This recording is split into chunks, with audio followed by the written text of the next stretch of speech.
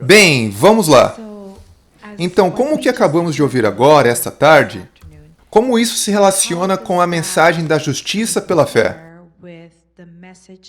De 1888 e A.T. Jones, onde as pessoas foram trazidas e libertas do medo?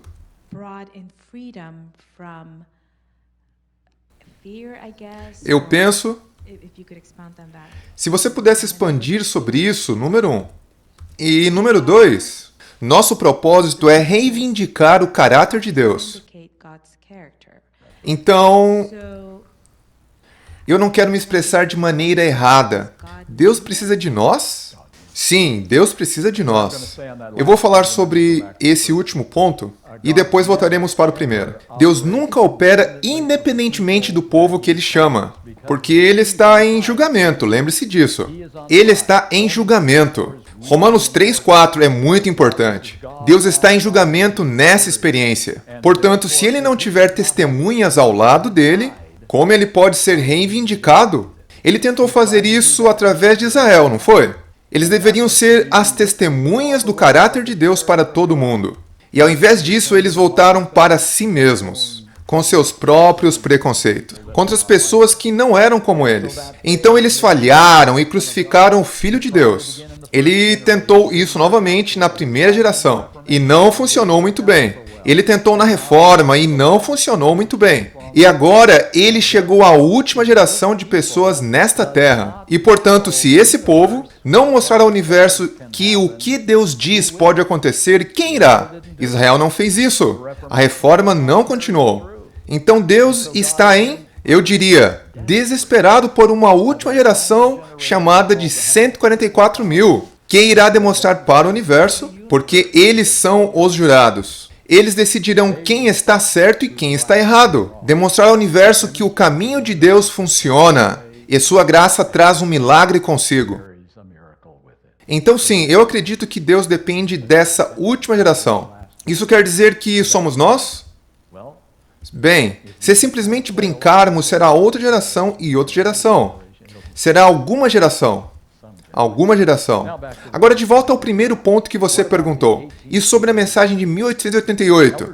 O pastor Jones diria algo assim, se ele estivesse aqui hoje.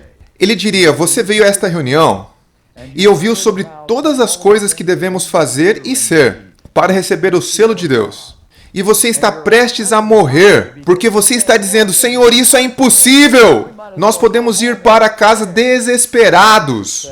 E Jones diria, simplesmente vá em frente e morra. Você precisa morrer para cada presunção e sentimento. O que você pode fazer e o que você não pode fazer. Simplesmente vá em frente e morra. Então Deus pode te levantar. Deus pegará a sua morte, e isso é a morte do eu, mais uma vez. E tudo que estamos falando agora é impossível para o eu. E quando morremos para o nosso modo de fazer, e dissermos, Senhor, seja qual for a tua vontade, seja feita em minha vida, faz-me querer estar disposto. Então você encontrará paz, então você encontrará felicidade, então você encontrará alegria. O que eu achei notável quando eu li os livros de Andrew Murray foi o quanto seu material estava em sincronia com o material que li em Jones e Waggoner. Simplesmente pareciam se unir como se fosse um só. O que me confirma de que não precisa necessariamente ser um adventista do sétimo dia. Qualquer cristão com a sua Bíblia pode chegar a essas conclusões.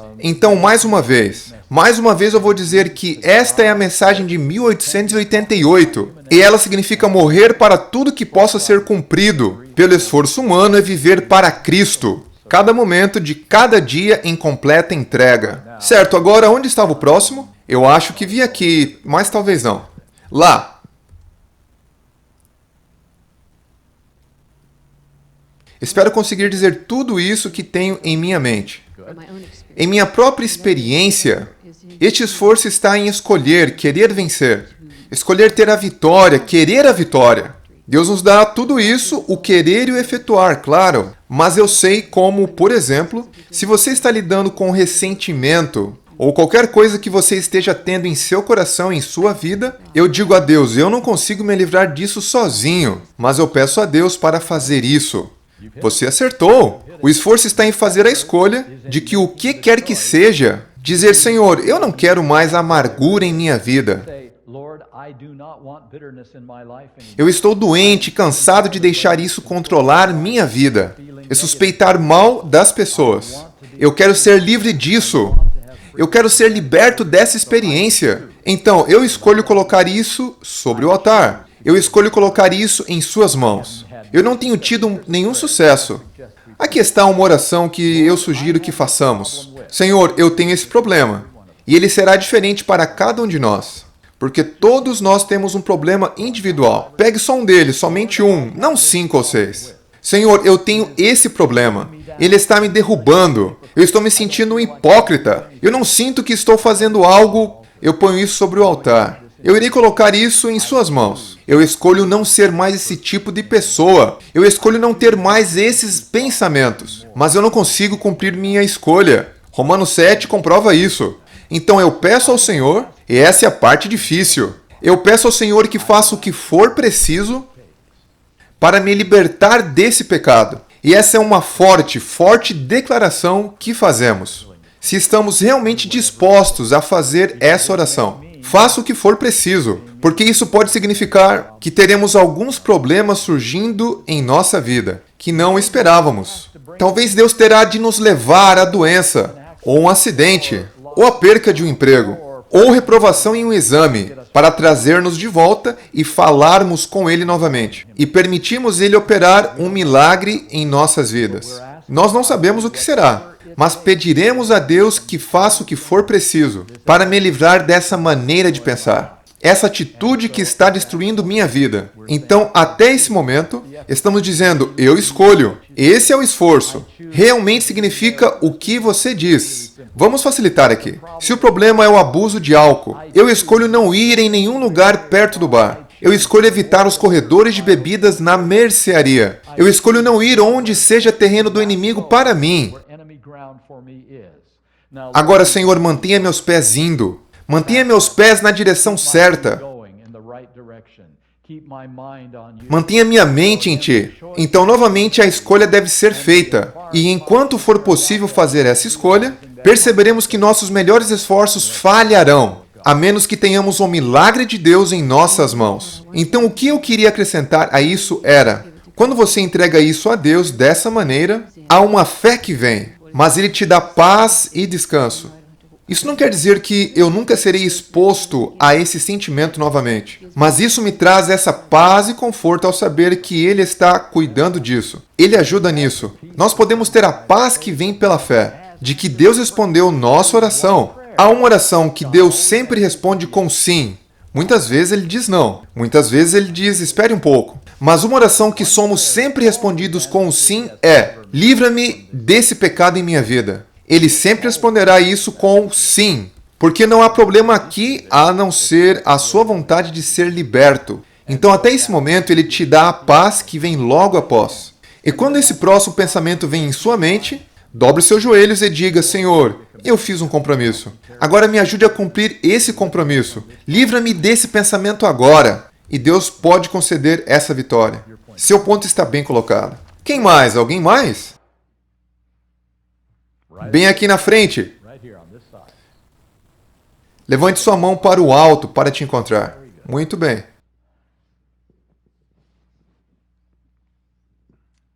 Então, o que é a última geração para você? Você pode explicar isso, por favor? A última geração deveria ter sido 10 anos após 1844. E eu estou me apoiando na inspiração agora. Não é simplesmente minha opinião. A última geração deveria ter sido quando o movimento milerita... Você pode imaginar esse movimento? Ellen White diz que nunca houve um movimento como esse, desde os dias dos apóstolos. As pessoas estavam vendendo tudo o que elas tinham. Eles não estavam arando suas terras porque o Senhor estava vindo agora. Eles estavam tendo uma experiência no Senhor de total dependência e total confiança. Se aqueles 50 a 100 mil mileritas tivessem se mantido fiéis depois do grande desapontamento, Ellen White diz que o Senhor teria voltado antes da década de 1850. Esta deveria ser a última geração. Em outras palavras, a última geração significa qualquer geração que permitirá que Deus faça a sua última obra milagrosa, que nunca foi vista no universo. Obviamente você conhece a história. A maioria deles perderam a fé, perderam a essência depois daquele tempo. Restaram uns 50 que tiveram que começar tudo novamente. Então Deus esperou 40 anos e depois ele enviou 2 mensageiros. Eu indicaria a você, se você ainda não leu, pegue esses livros, eles são facilmente disponíveis. Eles não eram disponíveis quando eu estava crescendo. Eu não sabia nada sobre Jones and Waggoner. Eu não aprendi nada sobre Jones and Waggoner pelos melhores professores no Adventismo. Eu tive grandes professores. E não me foi ensinado nada porque eles não sabiam nada.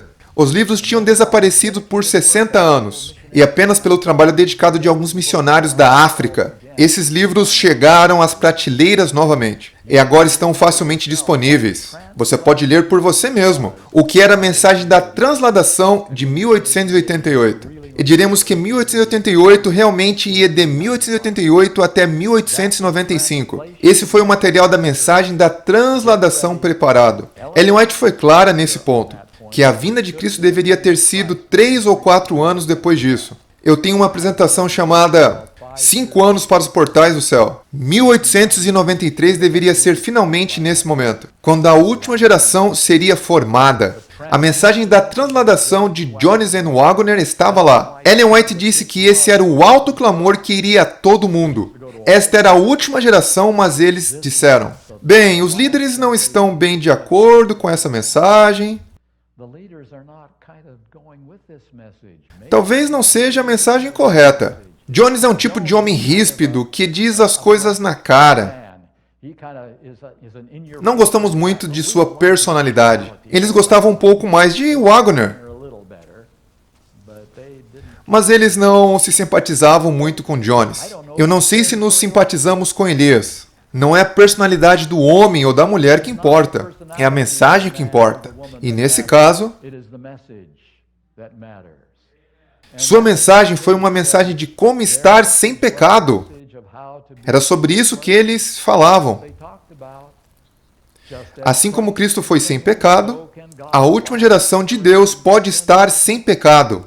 E as pessoas ficaram desanimadas com isso às vezes também. Mas eles deveriam dizer isso. Eu gosto da maneira como o pastor Waggoner disse: uma vez que você aceitou a Cristo, essa é a parte difícil. Uma vez que você entregou sua vida inteira a Ele, uma vez que você colocou tudo no altar, uma vez que você disse: Senhor, seja qual for a tua vontade, eu quero fazer essa vontade. Uma vez que você fez esse compromisso, então a salvação deverá ser um processo fácil. Só aprenda um pouco mais amanhã, um pouco mais amanhã e um pouco mais amanhã. E a salvação será essa experiência crescente, que é tão natural como respirar e comer. Então, em todo esse processo, eles disseram: não tenham medo de tornarem-se sem pecado. Deixem que Deus faça isso em seus corações e vejam o que acontece. E então, essa mensagem foi dada. E novamente, a oposição foi muito forte pelos líderes da igreja nesse tempo. Bons homens e mulheres, mas não vista claramente. E Ellen White teve que dizer a eles: se vocês continuarem nessa resistência, ademais vocês se perderão. As advertências foram muito fortes. Se você realmente deseja ler toda a história e se dedicar a muito estudo, pegue os materiais de 1888 de Ellen White, em que há uma compilação de tudo o que ela disse durante aqueles anos. São 4 volumes. Isso mesmo. Então tome um tempo de estudo se você realmente deseja investir tempo. Mas lá você verá que a inspiração teve que dizer sobre a última geração do período de 1888. Então nós voltamos a um tipo de sonolência, fazendo as coisas que são boas, realizando reuniões evangelísticas, ganhando almas, estabelecendo sanatórios transformados, eu diria, em hospitais. Isso foi algo que fizemos durante esses anos, tornando nosso sistema educacional de acordo com a educação feita pelo mundo, em vez do modelo divino que Deus deu a Ellen White, e que foi manifestado em lugares como Emmanuel Missionary College por 2 anos, e depois Madison Institute, perto de Nashville. Depois todas desapareceram. Então começamos a fazer as mudanças. E essas mudanças não foram mudanças positivas durante esses 50 anos seguidos dessa mensagem. E aqui estamos hoje, por não aceitarmos a mensagem de 1888. Temos aceitado um tipo de evangelho evangélico, que entrou diretamente em nosso meio através de estudiosos evangélicos, que começou em meados de 1950. E não tivemos mudanças dessa posição. E vocês todos ouviram sobre Desmond Ford, que foi meu co-professor religioso no Pacific Union College por muitos anos. Sua sala estava bem na porta ao lado da minha. E isso levou a um resultado natural de dizer: olha, por que deveríamos estar tão preocupados com essas questões proféticas se tudo isso foi resolvido na cruz? E julgamento? Não precisa de julgamento no céu. Se você aceita Jesus Cristo como seu Salvador, está resolvido. Puro evangelho evangélico. Não parcial, puro evangelho evangélico. E esse evangelho sumiu um pouco depois dos anos 80. E agora está voltando novamente em artigos, em apresentações, livros e reuniões campais no período do ano 2000. E estamos enfrentando o mesmo problema novamente. Tudo de novo. Então é isso que tem acontecido. Mas eu diria isso. A última geração. Existe alguma esperança? Existe alguma esperança de que essa possa ser a última geração? Ou estamos cada vez mais descendo a uma terra de ninguém? Eu vou dizer uma coisa. 15 anos atrás eu poderia dizer: eu não vejo ninguém no cenário que possa dar muita esperança agora. Os que eu tenho confiado estão morrendo. Meus professores, aqueles que eu realmente ganhei ajuda espiritual, estão todos morrendo. Eu só irei lhe dar um exemplo. Nós perdemos um herói da justiça pela fé e da reivindicação de Deus, Herbert Douglass. Se você tiver a oportunidade de ler seu material, não perca. Deus em Risco, disponível no Amazing Facts. Ele fala tudo que eu compartilhei este fim de semana. Então os heróis estão diminuindo, eles não estão mais lá. Alguns de nós estão ficando mais velhos também. E eu fiquei um pouco desanimado. Onde está alguém para tomar o lugar daqueles que estão partindo, desaparecendo, não estão mais lá para nós? Por volta de 10 a 15 anos atrás, eu vi algo que jamais teria imaginado que aconteceria.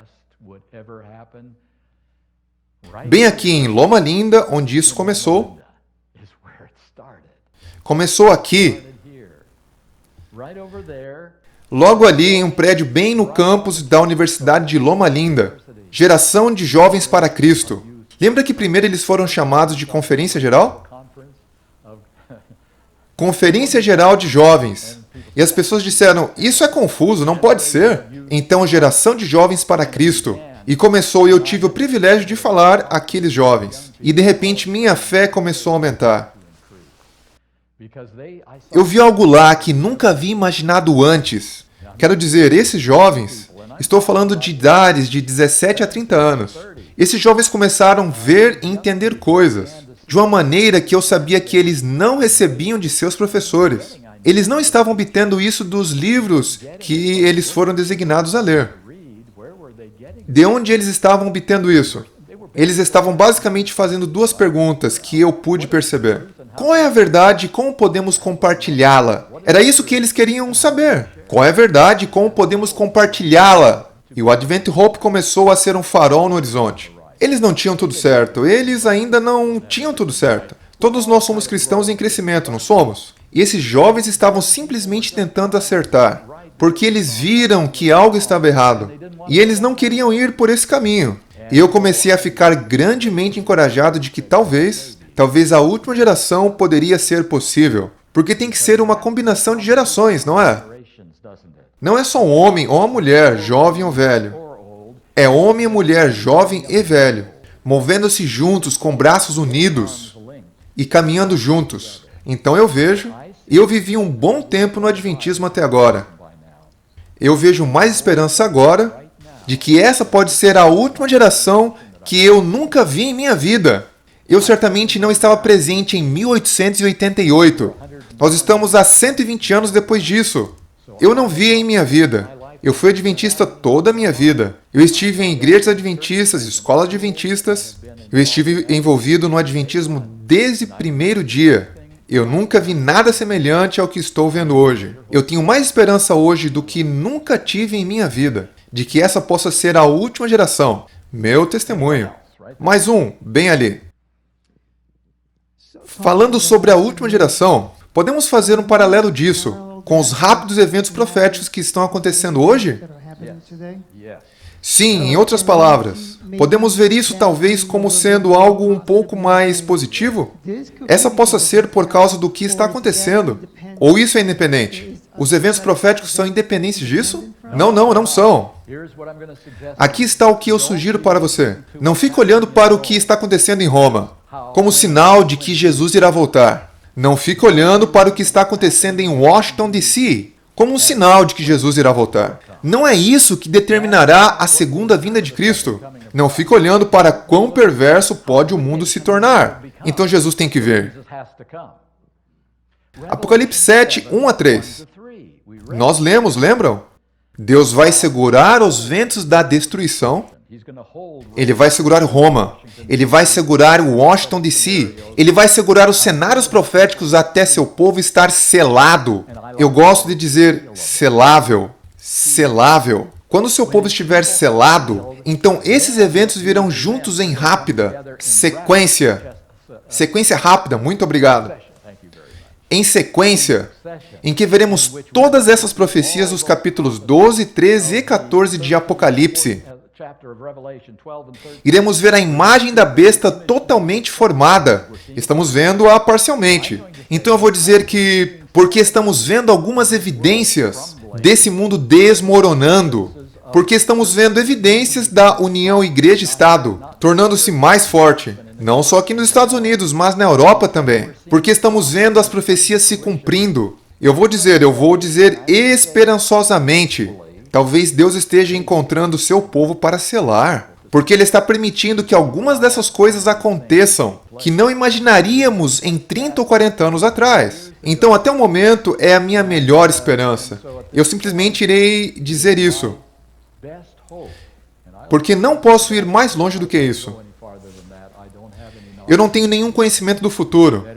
Essa é minha melhor esperança. Ao ver esses eventos se cumprindo ao redor do mundo, que Deus está encontrando esta geração de 144 mil, que Ele está encontrando o povo. Por isso Ele está permitindo que os anjos soltem um pouco dos ventos ao nosso redor agora. Então eu digo que eles vão juntos. Mas a questão principal é o selamento do povo de Deus. Tudo depende disso. Então vem o rápido cumprimento da profecia.